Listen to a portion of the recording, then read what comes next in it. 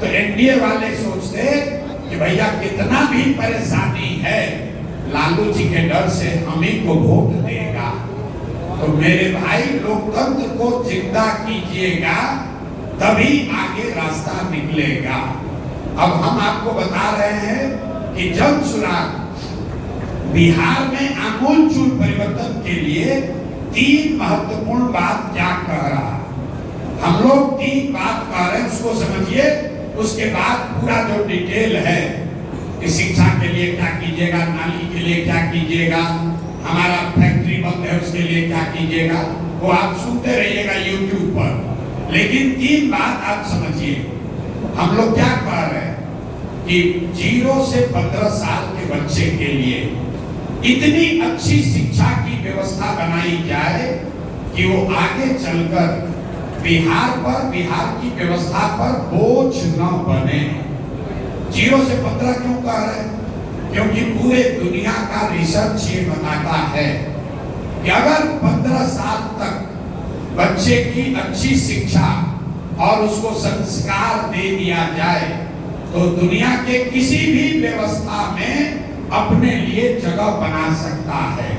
यहाँ बैठे हुए बहुत सारे लोग, हम लोग भी बिहार के सरकारी विद्यालय से पढ़े हैं, लेकिन 10वां तक अच्छा पढ़ लिए, साइंस कॉलेज में चले गए, अपने आप जीवन का रास्ता आगे बन गया। तो जन सुराज पहली बात ये कह रहा है कि 0 से 15 साल की उम्र के बच्चों के लिए देश की सबसे अच्छी शिक्षा व्यवस्था बिहार में बनाई जाए। कैसे बनेगा अभी आपको बताएंगे। दूसरी बात हम लोग कह रहे हैं कि 15 साल से 50 साल के उम्र के लोगों को अब वापस पढ़ाया नहीं जा सकता है, लेकिन उनको स्वरोजगार में लगाया जा सकता है। उनके लिए एम्प्लॉयमेंट, रोजगार की व्यवस्था हो सकती है। तो दूसरा मंत्र जन सुराज का ये है कि 15 साल से 50 साल के हर उम्र के हर व्यक्ति को बिहार में रोजगार का अवसर प्रदान किया जाए। कैसे होगा ये बताएंगे। और तीसरी बात हम लोग कह रहे हैं कि जिसका उम्र 60 वर्ष से ज्यादा है, अब ना वो पढ़ सकता है ना वो रोजी रोजगार कर सकता है। तो जो गरीब परिवार के 60 वर्ष से ज्यादा उम्र के लोग हैं, उनके लिए जन सुराज ये कह रहा है कि कम से कम 2000 रुपया महीना उसको जरूर दिया जाए ताकि वो सामान्य एक जीवन जी सके। अब ये 3 बात अगर होगा तो पूरे समाज में आमूलचूल परिवर्तन आएगा। कैसे? अब आप समझिए। पहली बात हम लोग कहे शिक्षा की। शिक्षा को कैसे सुधारा जाएगा? शिक्षा को सुधारने के लिए जन सुराज ने 2 पॉइंट प्रोग्राम जारी किया है। पहला ये कहा कि जो यहाँ पर अभी शिक्षा की व्यवस्था है कि हर गांव, हर पंचायत में विद्यालय बनाया जाए। ये दुनिया में शिक्षा के क्षेत्र के अनुभवों के उल्टा है। दुनिया में शिक्षा क्षेत्र का अनुभव ये है कि rather than taking school to the children, take children to the good school। मतलब हर गांव में विद्यालय बनाने के बजाय आप अच्छे विद्यालय बनाइए और वहां पर बच्चों को स्कूल बस से या दूसरे साधन से आने की व्यवस्था कीजिए। अब अगर इसको आप बिहार में लागू करेंगे तो क्या होगा? बिहार में जो प्रखंड है, हम लोगों ने जो अध्ययन किया, तो प्रखंड के स्तर पर अगर 10 विद्यालय बना दिए जाएं, ध्यान से सुनिए, प्रखंड के स्तर पर अगर 10 जगहों पर विद्यालय बना दिए जाएं और बच्चों को स्कूल बस की सुविधा दे दी जाए, तो कोई ऐसा गांव नहीं है जहां से 20 मिनट के अंदर बच्चे स्कूल तक न पहुंच जाएं। ये 10 विद्यालय कैसे बनेंगे? तो 10 विद्यालय के लिए जन सुराज ने कहा कि नेतरहाट का विद्यालय, आपने नाम सुना होगा, नेतरहाट के जैसे अगर 10 विद्यालय आपको बनाने हैं बिहार में हर प्रखंड में, तो प्रति वर्ष करीब करीब इसको पूरा बनाने में खर्च आएगा 2 से 2.5 लाख करोड़ रुपया। 2 से 2.5 लाख करोड़ रुपया लगेगा अगर 10 अच्छे विद्यालय हर प्रखंड में बनाने हैं।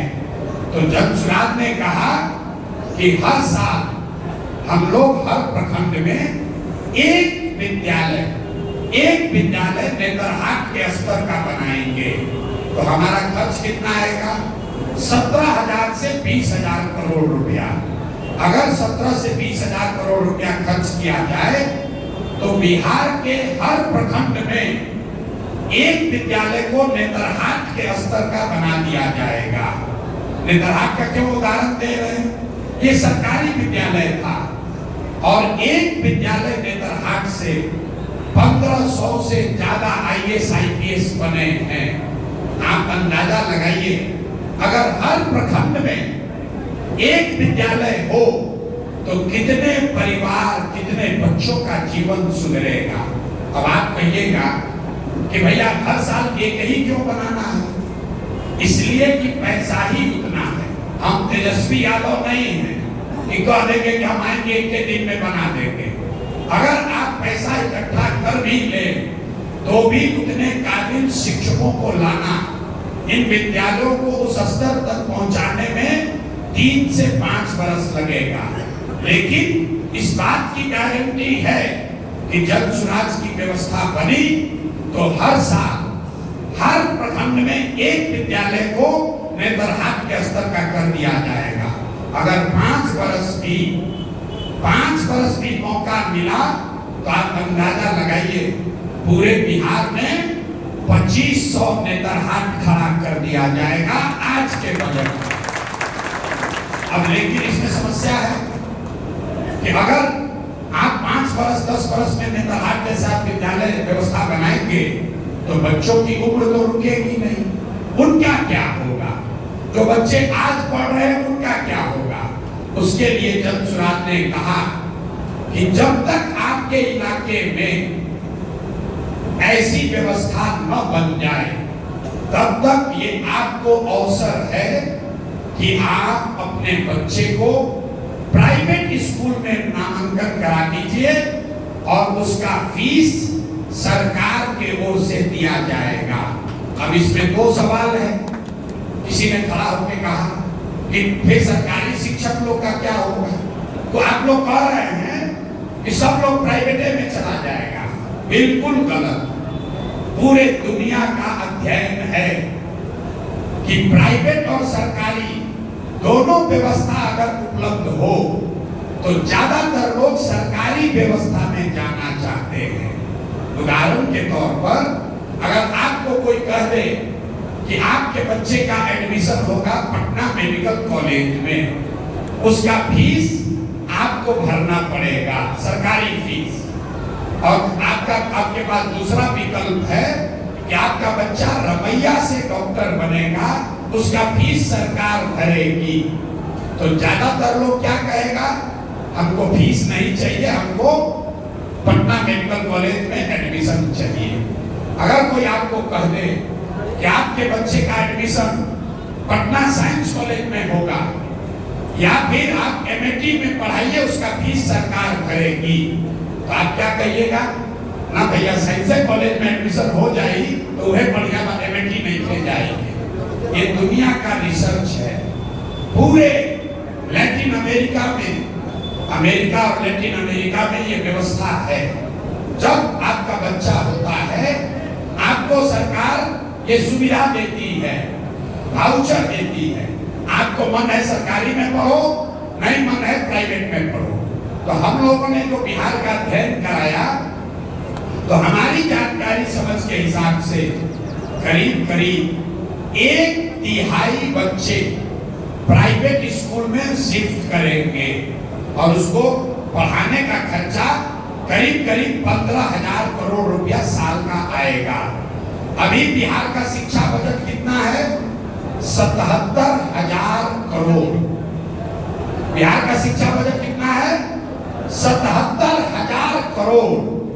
तो 77,000 करोड़ में से जब स्वराज ये कह रहा है कि 15 से 20 हजार करोड़ रुपया एक नई शिक्षा व्यवस्था खड़ा करने के लिए किया जाएगा हर साल, और 15 से 20 हजार करोड़ उन बच्चों को पर खर्च किया जाएगा जो प्राइवेट में अपना नाम लिखाएंगे। अब एक अंतिम इस पर सवाल सुन लीजिए। कुछ लोगों को लगता है कि सरकारी विद्यालय तो मुफ्त है।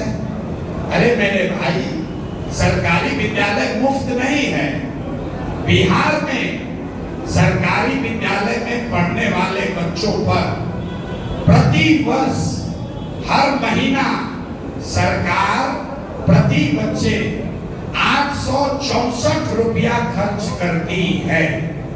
ये आंकड़ा याद रखिए। ये जो सरकारी स्कूल आपको दिखता है, इसमें प्रति छात्र 864 रुपया सरकार खर्च कर रही है।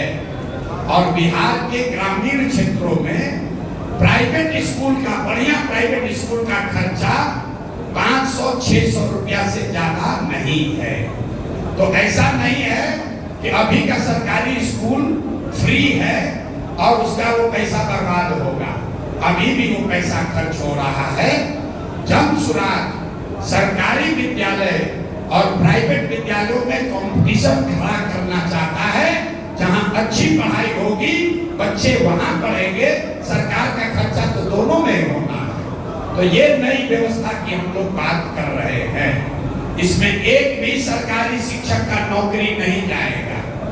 यहाँ बिहार में अगर सभी सरकारी विद्यालयों को आगे को भी ठीक कीजिएगा तो अभी 6 लाख शिक्षक हैं, करीब करीब 11 लाख शिक्षक चाहिए, तब ये विद्यालय चलेगा। अभी तो बिल्डिंग बना दिया, 4 को शिक्षक बहाल कर दिया, वही सबको पढ़ा रहा है। तो कोई शिक्षक का छटनी नहीं होगा। लेकिन we will not spread ourselves too thin। अभी क्या है, जहां बिल्डिंग है वहां टीचर नहीं, जहां टीचर है वहां बिल्डिंग नहीं, जहां दोनों है वहां विद्यार्थी नहीं, और जहां तीनों है वहां पढ़ाई नहीं। इस चीज को सुधारने की बात हम लोग कर रहे हैं कि 5 विद्यालय रहे, लेकिन वो अच्छा विद्यालय रहे। यहाँ बैठा हुआ हर आदमी, अगर आपको मालूम है कि आपके गांव से 7 किलोमीटर 10 किलोमीटर दूर पर नेतरहाट के जैसा कोई अच्छा विद्यालय है, आप अपने बच्चा को कंधा पर बैठा कर वहां ले जाइएगा, लेकिन आप वहां उस अपने बच्चे को पढ़ाइएगा। तो ये शिक्षा को सुधारने का जन स्वराज का मंत्र है।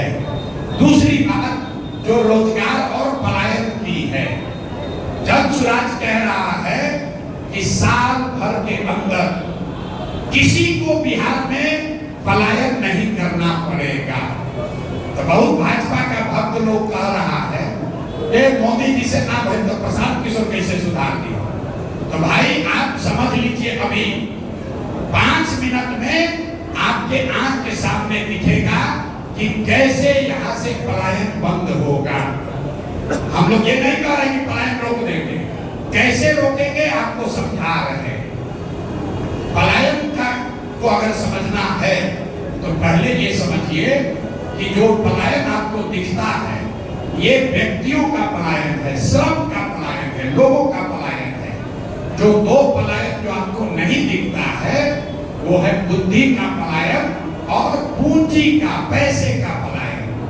बिहार से करीब 50 लाख लोग बाहर गए हैं मजदूरी, नौकरी मजदूरी करने। लेकिन आपको ये बात पता है कि 50-60 लाख लोग बाहर गया है काम करने, हर गांव से गया है।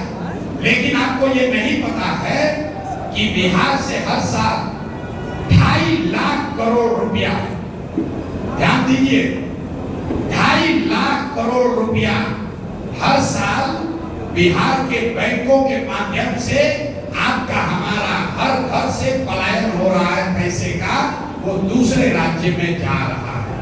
अब आप कहिए कौन है सकुफा है? मेरे भाई, जो पैसा आप और हम बैंक में रखते हैं, बैंक में आप रुपया रखते हैं, बैंक का धंधा कैसे चलता है?